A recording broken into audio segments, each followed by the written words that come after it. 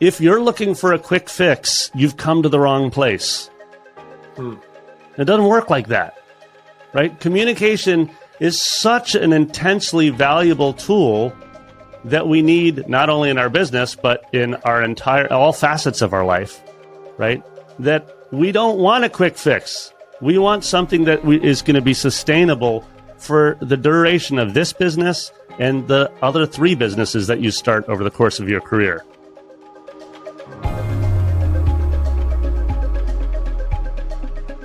Hey, welcome back to the 7-Figure Music School podcast. I'm Daniel. I'm here with Nate, and today we're going to answer a question that I heard from a coaching client of mine recently. And it was an interestingly phrased question, Nate. I'm just going to tell it to you now. Should nagging my team be part of my job? So the question that we're going to tackle today, is nagging your team an official part of your job as a school owner? Now, I was kind of fascinated by this question.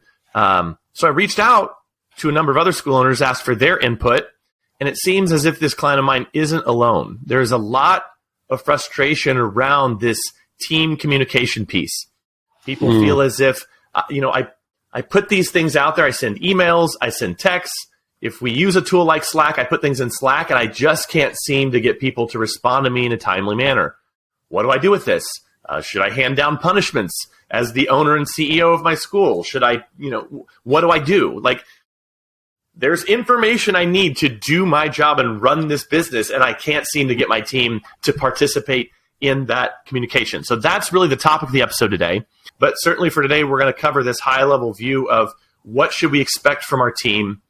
And I think it's going to allow people in the audience to think deeply about their team, how they communicate, the example they're setting, and how they can create an environment that helps their team and assists their team in delivering on the owner's promise to their clients. So, nice. How's that sound, Nate? Are you ready to jump into it? You ready to hear the story I want to kind of weave for you first? Yeah, I love it. And I love that the person asking was like, is nagging, because nagging is such a great word. It's got so many connotations. So yeah, let's hear the story behind nagging, and is it a part of my job? Okay, so had a client I spoke to probably about a month ago, and there was a specific situation that had come up where this owner uses Slack, which is a communication, it's kind of a workplace communication tool. I feel it's better than text. We use Slack. Nate, I know you use Slack. I think this is a common enough, I think this software is so well known that we probably don't need to explain what it is, but it's essentially kind of a workplace communication tool where you can kind of talk in real time or leave messages for team members.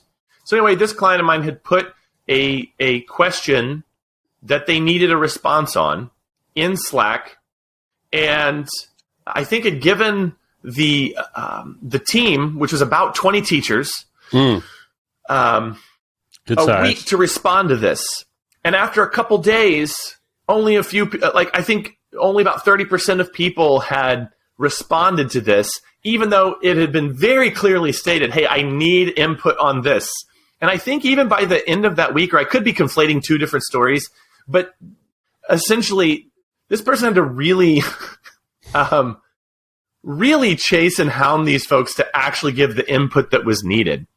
It also reminds me of another client where they had, they literally had asked their team, this was part of the job description, and this was from several years ago, but I've never forgotten the story, where so that the studio could bill their students correctly, they needed their teaching team to turn in lesson reports on how many lessons had actually been attended in the previous month. And they could not get their teaching team to turn in these lesson reports. And so it was causing customer service issues because the owner was on a fairly regular basis billing most of their studio's clients wrong.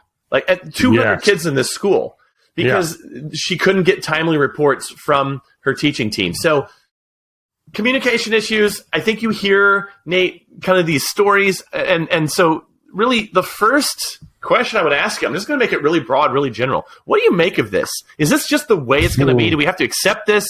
What are you hearing here? Maybe give me some initial thoughts on everything I'm talking about, or that we're talking about. Yeah. So It's a great question. Is nagging part of my job? Because you could just reframe it. Is getting communication correct part of my job? Well, yeah. I mean, communication is one of the most foundational pieces we have to building team. And so when I hear a story like this, I always go to this sort of, I always try to ask a series of questions around it, which is like, okay, first of all, what is the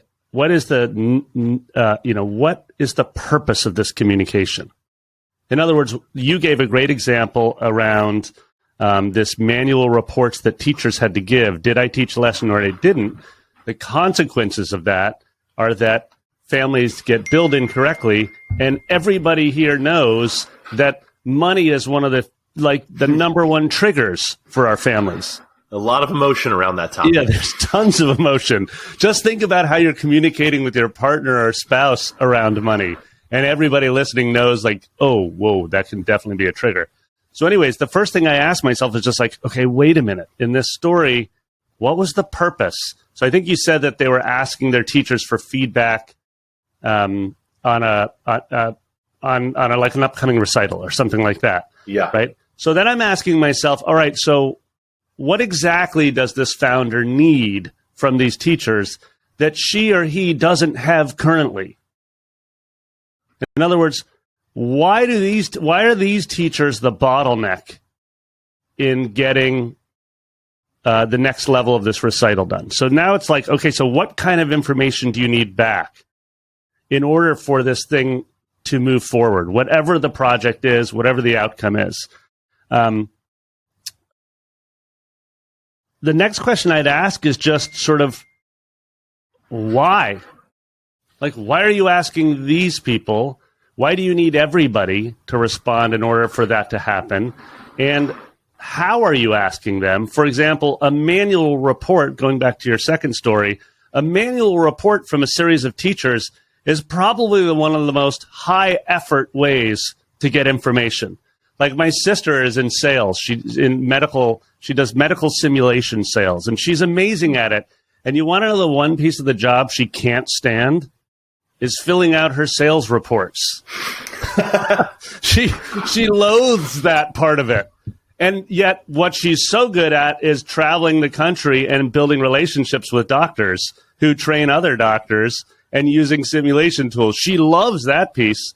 That's just like me as a teacher. I love being in this space, developing relationships with my students that will lead to long-term retention and benefit to the family and the school, right? But guess what part is hard for me? Is that reconciling of all my lesson reports at the end of the day. It's still hard. So I would ask that follow-up question is like, what's the right method to get the information you need? Right? So it's a little bit of who are you asking? Why are you asking them? How are you asking them? What exactly do you need from them? I.e., that's linked to the outcome, right? The purpose of the what. And then finally, like how? What's the tool you're using?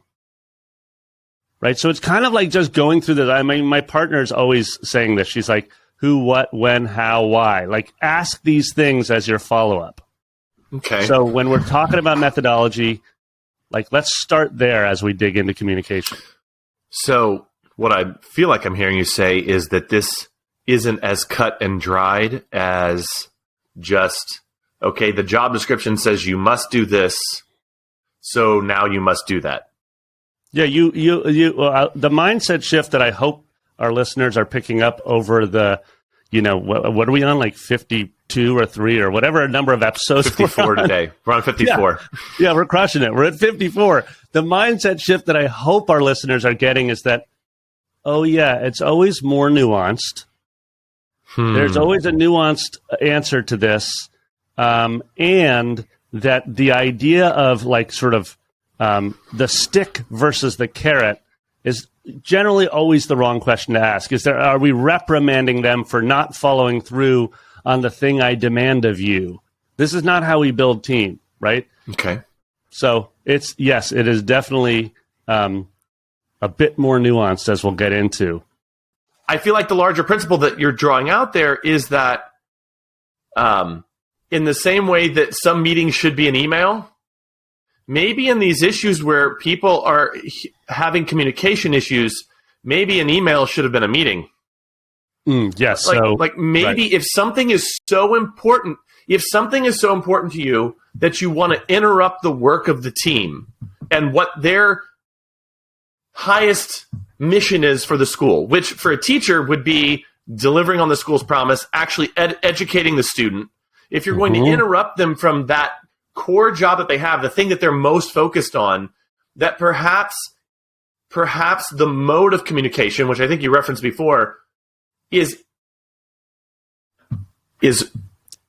wrong. Like, in other words, if this is an issue that keeps coming up over and over and over and over again, maybe it's not the teacher, maybe it's the mode of communication that's actually inappropriate for the job that you're trying to fulfill with that communication. Do I feel like I hear you saying that? Could you maybe push back or elaborate? Yeah, absolutely. That's the how are you communicating. So it's not necessarily always going to be an either or. It's not do this and don't do that. Okay. But a perfect example is, let me give you the modes of communication you have. Okay. Right? Just so to be clear, you have an in-person meeting. Okay. You have an online meeting. Dig it? You have a phone call or text. We'll put those two in the same bucket. Right? Okay. You have a chat tool like Slack. You have your internal school communication tool, right? And then you have like serendipitous meetings. You're walking down the hallway and you bump into a teacher.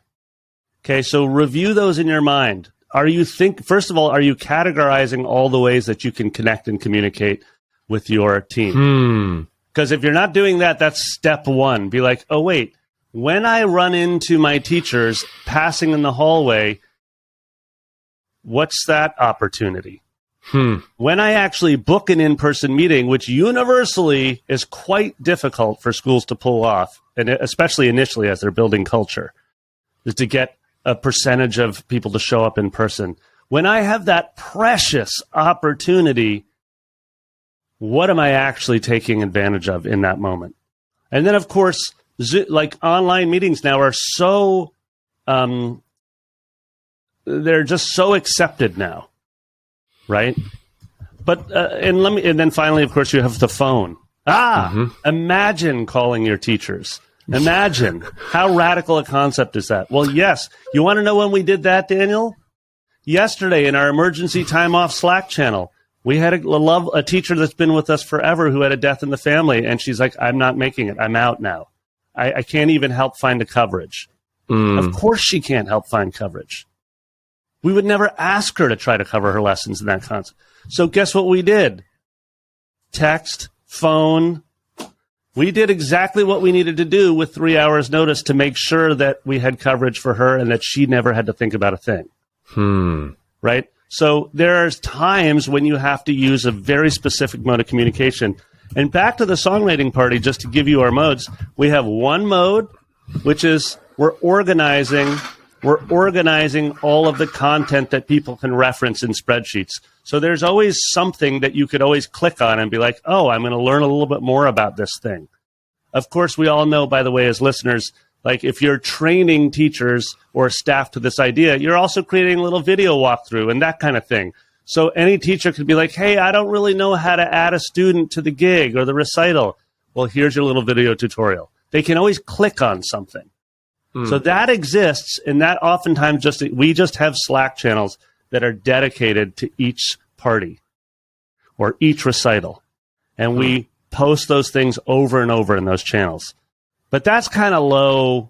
That's like you're not going to get a high click-through rate on that. You're not going to get a lot of engagement in that, right? But that's one mode of communication. But guess what? This Friday is our once-a-month faculty 3-hour training meeting.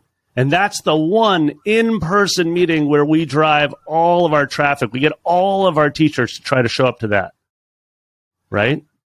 And in that 3-hour in-person meeting is where we tackle some of the deepest questions we have. Now, I made a choice in framing this episode through a couple stories. And now you've contributed to this, and I think there are things that can be drawn from what you've said. But Nate, I think to kind of end this, to close it out, let's actually make the connections. Because there might be someone listening to this podcast and thinking, okay, that's an interesting story. How does that apply to the fact that I have a half dozen piano teachers that just seem to hate me? If I judge by how much they're communicating with me. So we've talked about mode. We've talked about, well, you know the list better than I do. We've talked about these things, and I feel like if we could draw some specific takeaways for people so that we can answer that question of, do I have to nag folks? Where would be a good place to start with that, where maybe we could lay down some rules or some best practices or things like that, and that's kind of how we close out the episode. You are in a role and responsibility as a builder of team or a founder of your school to train your teachers and staff to the culture of your program. Okay. So the flip on this story, or the way I would frame this story is, I want to learn where the opportunity lies. Who's communicating efficiently and appropriately, and who's really struggling with communication. By the way, if you need an answer within 7 days from something, you better have trained those people to that rhythm of communication. In other words, these are busy teachers whose number one purpose is, as you put earlier, delivering on the promise, serving the student in the studio, building lasting relationships, right? And so if you're going to interrupt that flow from them to ask for more work, i.e., I need your brain on this idea, well, then they need to know that that's part of the job, and they need to have been trained to the idea that either weekly or monthly or seasonally, there's going to be a communication expectation. Now, this all sort of sounds like just more work. You're like, dude, but that's even more work that I have to do. I also have to reconcile my QuickBooks and get everybody paid, and nobody's really grateful, and now I have to train them in how to communicate. Well, this is the gig you signed up for, right? If you want to run an organization, it's not like it's unique to music schools. It's the same down the street at the nonprofit. It's the same up the street at the restaurant. They're running into all the exact same questions we're asking here. So that's the job we've signed up for. But what I would say is that, Daniel, is that you are going to have some communicators that are going to come right out of the gate communicating well, right? You are going to have others that are really going to need support for them to learn new habits. That's the bottom line.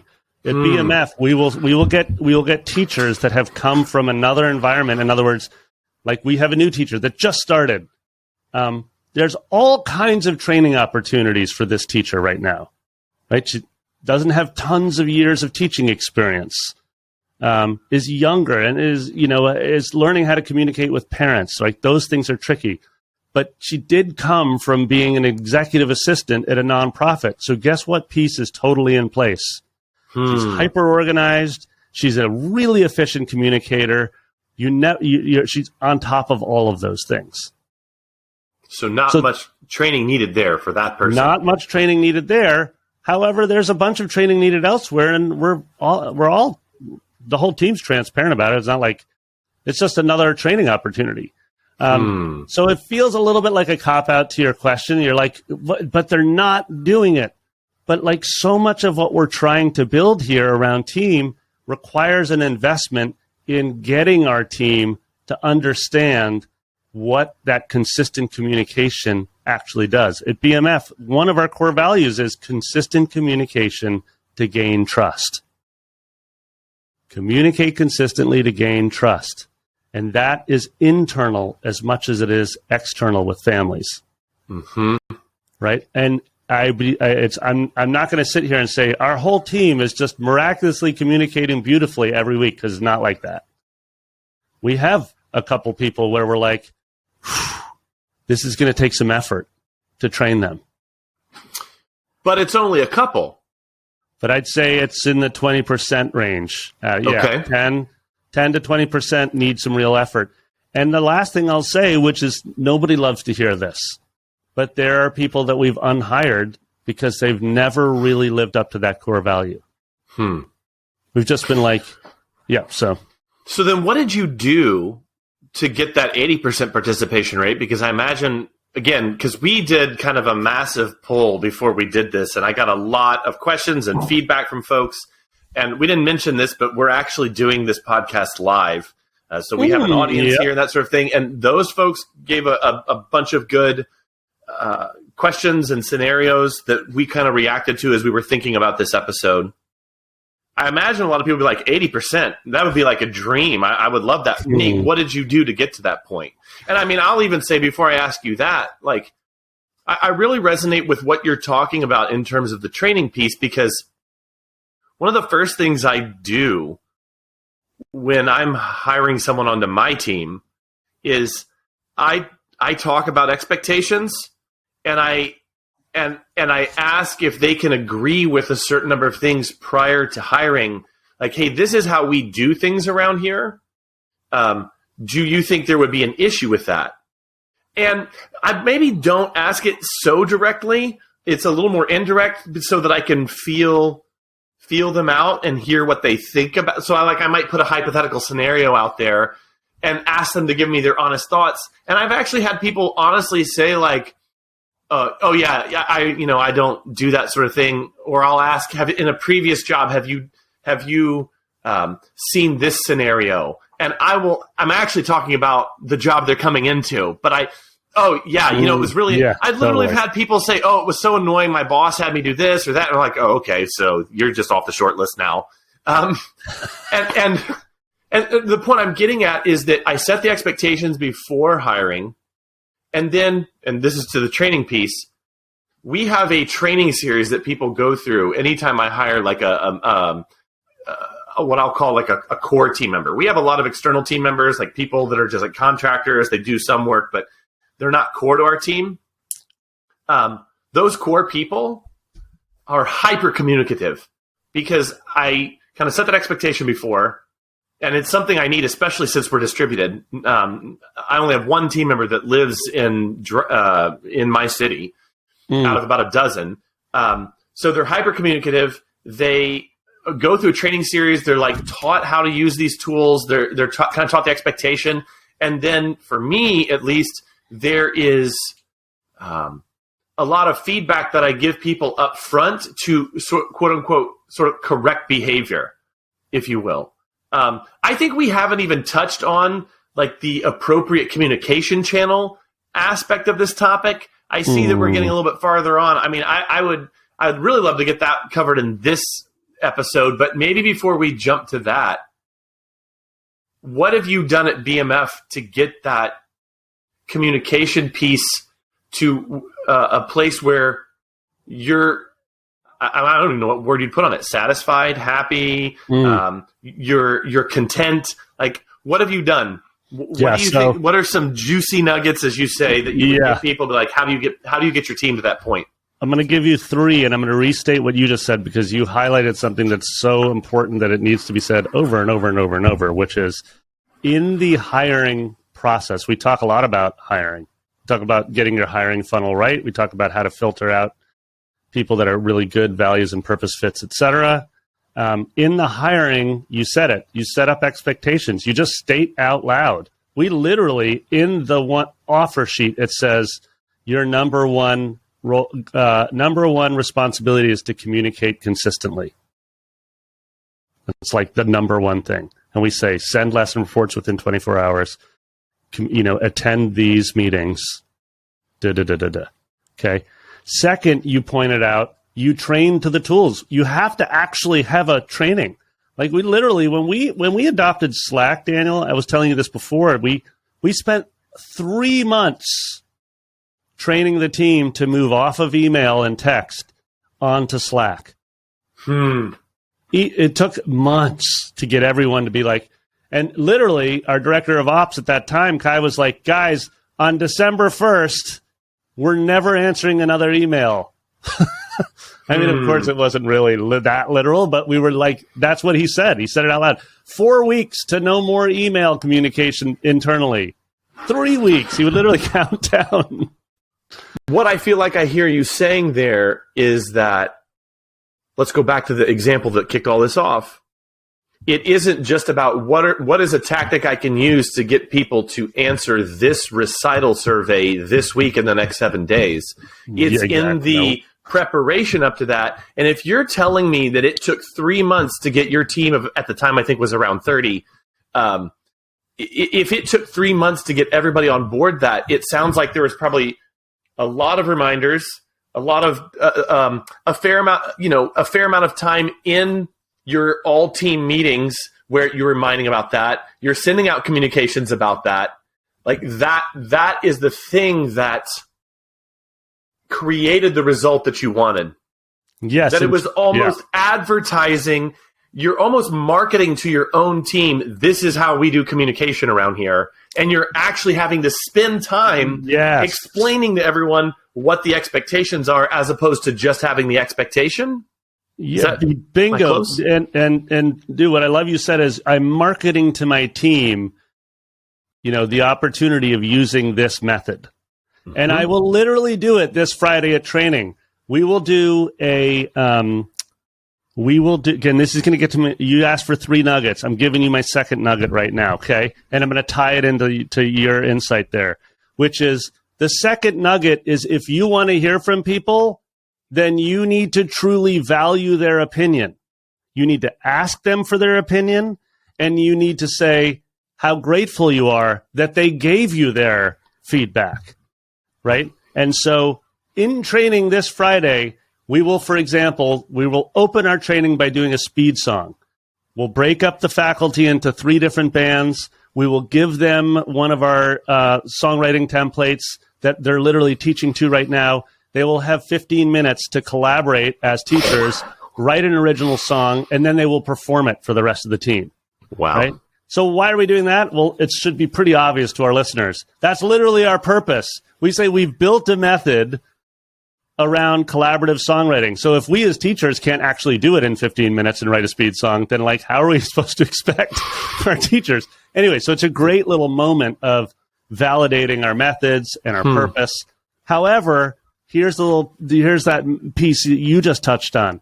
After everyone performs for one another, of course, it's like it really builds spirit, culture. People are just psyched to hear each other play. What I do is I instead of going round table, let's all talk about it, I say, hey, everybody, I'd like you to put in our training channel, this is the Slack channel, I'd like you guys to put 3 things or 3 insights you had as a participant in there. Let's take 5 minutes. And I set a timer and I give everyone quiet time to literally write in the Slack channel, which is where we've been communicating about anything about training and leveling up. And I have everybody share 3 insights that they did in the Slack channel.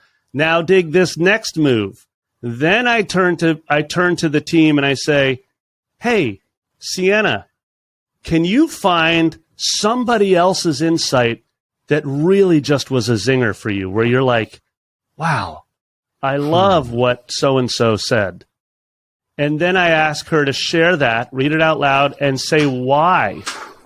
So this gets to our third most important nugget around developing a culture of communication, which is, first of all, ask your team for their valuable, precious opinion, and then broadcast it.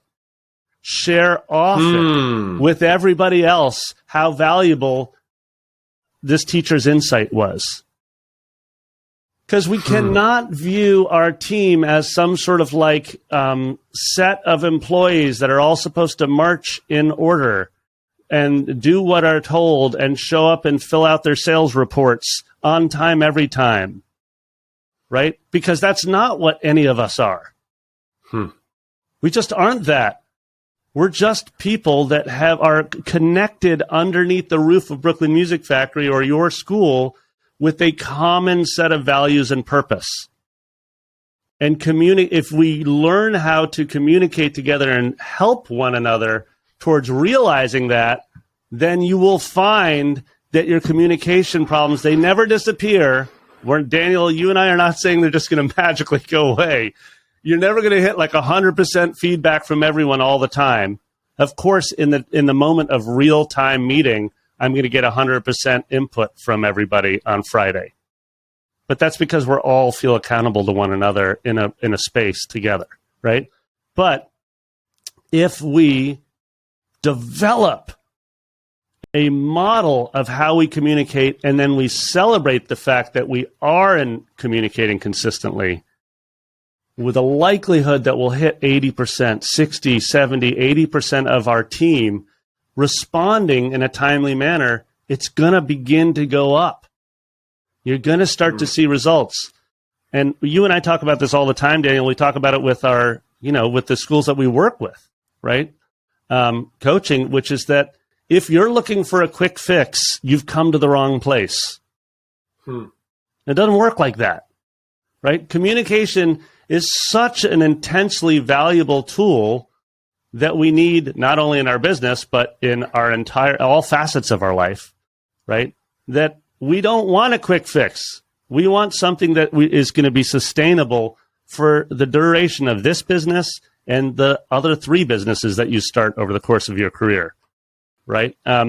So I'd say that's my third and final nugget, which is that you hear valuable shares from your teachers and your team, and you broadcast those often. That, I believe, probably is the most important nugget of wisdom that I've learned over my time here, which is just honor people's input often. I think I have a few things I would add on to what you're saying, because I think those are some practical tips. I think there's a few that I would add in here now. I know that, as I said earlier, this is more of a Nate episode, but there's a few things that I feel like can be drawn out from stuff that you said, that because you were giving so many things, like we almost like skated over them without stopping. The two practical things that I would give to people would be, one, along the lines of what I said earlier of the communication is marketing. It's all marketing. Yeah. A marketing mentor of mine, and I'm going to botch this quote, but he said something to the effect of, here's how you do good marketing. Tell people you're going to tell them something. Tell them what you're going to tell them. Then tell them what you told them, then tell you how important what you told them was. But what most people do in marketing is just tell them, oh, I told them everybody sign up now for my product or for lessons or this sort of thing. But he said people aren't nearly as clued in to what you think is important. They're not clued in. They're not nearly as tuned in as to what you think is important. As they don't see it as important as you. So you have to pre-present and then present and then post-present. I think the same thing goes with a team. They're a little more connected to us, but even then, they've got busy lives. They have family issues that come up, like with this teacher that posted the emergency channel for you. And so, going back to maybe the other example I gave earlier on in the episode with the people who wouldn't file the reports on time, I think that is a situation where there's probably more communication need around that, and there might need to be a mode change into or a motivation change, which I think goes to the second point. So to wrap the first one up, just being more prepared and honestly over communicating. Now, I know the goal of this episode was like, oh, we don't want you to have to nag your teachers anymore. And that right there, even that choice of words is kind of interesting. I just call it being over communicative. I think it's kind of a mindset shift. Well, instead of thinking it's nagging, it's like, actually, I'm just honoring the value of this thing that I'm wanting them to participate in so much that I am going to over communicate about this, or in what it really is just communicate effectively about this thing. Goes back to the comment you made earlier about not wordsmithing, but presenting the value of it, talking about it far in advance. So maybe before we put the recital survey out there, maybe in the previous 3 weeks, we're reminding people that the recital survey is coming up. Here's why it's so important. Here's how it's going to help the students do really well at the recital, like that sort of thing. And so then once the survey comes up there, every teacher's reticular activating system is like all clued into like, oh yeah, that's that thing. We need to get on that. And then maybe that week is capped off by all the people who had not yet participated. Maybe there's an all-staff meeting where most people are attending. And it's like, hey, if you haven't filled it out, we're going to give 15 minutes here at the end to fill this thing out so that we're ready to go for the recital that's 3 months out from now, not 3 weeks out from now, which, that's me just adding the story. That wasn't the case. But anyway, I think there's an intentionality I have in how I communicate to people on team. And just making sure, like, is this the right way to do this? And then am I getting the result that I want from this? And if I don't, then I need to evaluate either how I'm doing it or the mode that I'm using. I want to quote in the prep for this episode, I mentioned this to you, Nate. There's a guy named Adam Robinson. He went to Oxford. He founded the Princeton Review. He's a chess master, and now he's a business strategist. He's a little bit older now. And he says, the world always makes sense. We just don't understand it. What surprise tells you is that your model of the world is incorrect. And when your model of the world is incorrect, you need to figure out why. When you catch yourself saying that doesn't make sense, that shouldn't happen, I didn't expect that, that's a sign that you're surprised. That's your cue to pay attention. Surprises are a clue that you're missing something. Dive in and figure out what. Smart man. And I would just say that in those areas where I keep banging my head against the wall, it's like, okay, this is ineffective. And maybe I'll maybe cap off my comments by revisiting that second story I said at the beginning. So this is the person that couldn't get the lesson reports filed in a timely way. This was a coaching client of mine, I think back in 2017 or 2018, and had her lay out the whole situation for me. And I said, so this is the information you need. And this is pretty critical. Like, it's important that you bill your customers correctly. Yeah. And she was at her wit's end. She couldn't figure out how to get this done. And simple solution. I said, here's what you need to do. How do your teachers get paid? I asked her to describe it for me. And she said, well, they turn in their hours. Similarly to how they might turn in their lesson report hours. Yes. Yeah. And so I mean, I actually didn't even have to go away and think about this. I just said this live on the call with her because it was one-on-one. I said, here's what you do. You modify that form where they submit their hours, and you modify it so that they have to submit their lesson hours simultaneously, and it's required. They can't skip it and do it later. And so that first month, and so she announced this. She said, hey, fill out the form like usual. There's a few more questions on there. And once you fill that out, we'll be able to issue your pay to you. Yes, that's exactly what we do. Yeah. 100% participation in less than 1 month. And they were all on time. And so all I'm saying is that